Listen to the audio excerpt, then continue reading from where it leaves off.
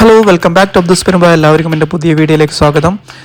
ഞാനിന്ന് ചെയ്യുന്നത് മത്തിക്കറിയാണ്. മത്തിക്കറി ചെയ്യുന്നത് വെച്ച് കഴിഞ്ഞാൽ നമ്മൾ ഇവിടെയുള്ള പ്രവാസികൾക്ക് വേണ്ടിയിട്ടാണ്, പ്രവാസി സുഹൃത്തുക്കൾക്ക് വേണ്ടിയിട്ടാണ്.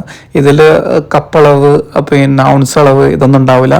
ഇത് നമ്മൾ നോർമൽ പ്രവാസികൾ എങ്ങനെ കുക്ക് ചെയ്യുന്ന ആ ഒരു രീതിയിൽ മത്തിക്കറി എങ്ങനെ വെക്കാമെന്ന് ഞാൻ നിങ്ങൾക്ക് കാണിച്ചു തരാം. ഇപ്പോൾ വീഡിയോ എല്ലാവരും സ്കിപ്പ് ചെയ്യാതെ കാണുക, സപ്പോർട്ട് ചെയ്യുക. സബ്സ്ക്രൈബ് ചെയ്യാത്തവരുണ്ടെങ്കിൽ സബ്സ്ക്രൈബ് ചെയ്ത് സപ്പോർട്ട് ചെയ്യുക.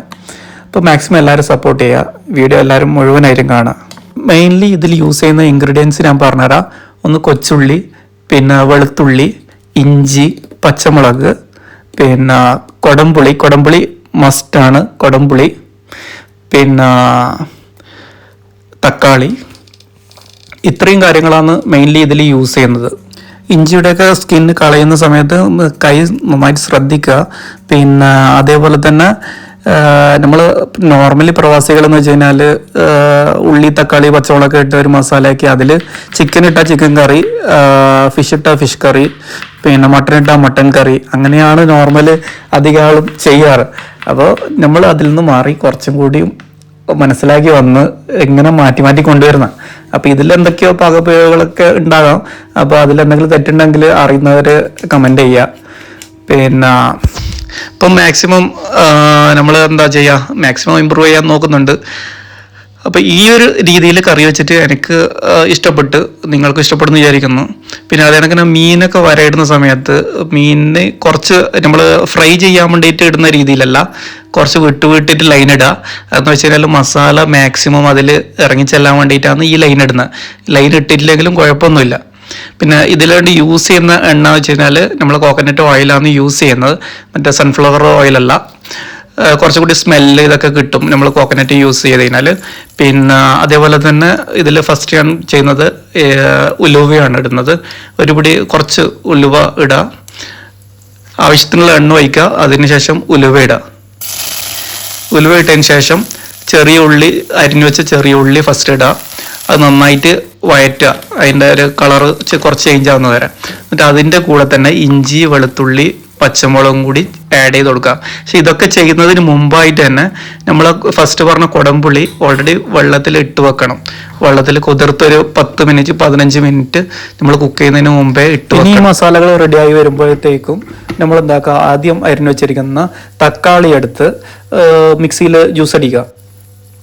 ജ്യൂസ് അടിച്ച് ഇത് ഒന്നെങ്കിൽ നമ്മൾക്ക് ഇപ്പം തന്നെ ഡയറക്റ്റ് ഇതിലേക്ക് ആഡ് ചെയ്ത് കൊടുക്കുക, ഇല്ലെങ്കിൽ ഇതിൻ്റെ കൂടെ മസാലപ്പൊടി ഇട്ടതിന് ശേഷം ഇതിലേക്ക് ആഡ് ചെയ്യുക. ആ രണ്ട് രീതിയിലും നമുക്ക് ആഡ് ചെയ്യാൻ പറ്റും. രണ്ട് രീതിയിലും ആഡ് ചെയ്ത് കഴിഞ്ഞാൽ കുഴപ്പമൊന്നുമില്ല. ഇതിൻ്റെ പച്ചമണം പോകുന്നത് വരെ നമ്മൾ അതിൻ്റെ ഒന്ന് ചൂടാക്കി നല്ല തിളപ്പിച്ച് കൊണ്ടുവരണം. എന്നിട്ട് ഇതിലേക്ക് നമ്മൾ എന്താക്കുക, പൊടികൾ ആഡ് ചെയ്യുക. ഫസ്റ്റ് മുളക് പൊടി നിങ്ങളെ ആവശ്യത്തിന്, നിങ്ങൾക്ക് ഓരോരാൾക്കും ഓരോ രീതിയിലായിരിക്കും.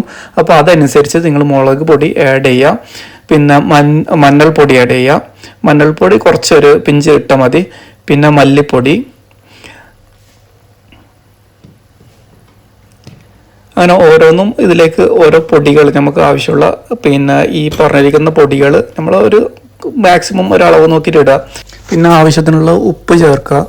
ഉപ്പ് കൂടിപ്പോകാൻ പാടില്ല.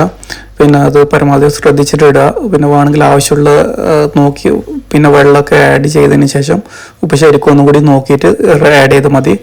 പിന്നെ അതുപോലെ തന്നെ ഇതിൽ കുറച്ച് കറിവേപ്പിലയും ചേർത്ത് കൊടുത്ത് നന്നായി ഇളക്കി ഒന്ന് യോജിപ്പിക്കുക. അതിൻ്റെ കൂട്ടത്തിൽ നമ്മൾ ആദ്യമേ എടുത്തു വച്ചിരിക്കുന്ന കൊടംപുളി ആ വെള്ളം ഇതിലേക്ക് ചേർക്കുക.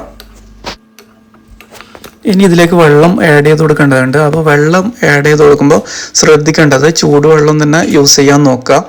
എന്നിട്ട് നന്നായിട്ടൊന്ന് ഇളക്കി യോജിപ്പിച്ച് ഈ സമയത്ത് നിങ്ങൾക്ക് ഒന്നുകൂടിയും തിളച്ച് കഴിഞ്ഞാൽ ഒന്നുകൂടി ഉപ്പ് നോക്കിയിട്ട് ഉപ്പ് വേണമെങ്കിൽ ചേർത്ത് കൊടുക്കുക.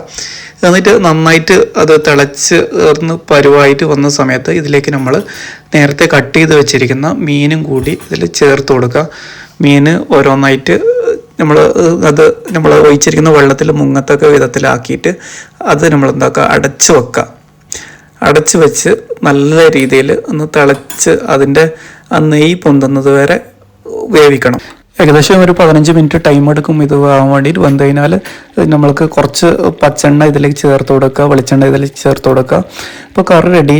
അപ്പം അടുത്ത വീഡിയോ ആയിട്ട് വീണ്ടും കാണുന്നതുവരെ ഓക്കെ, ബൈ.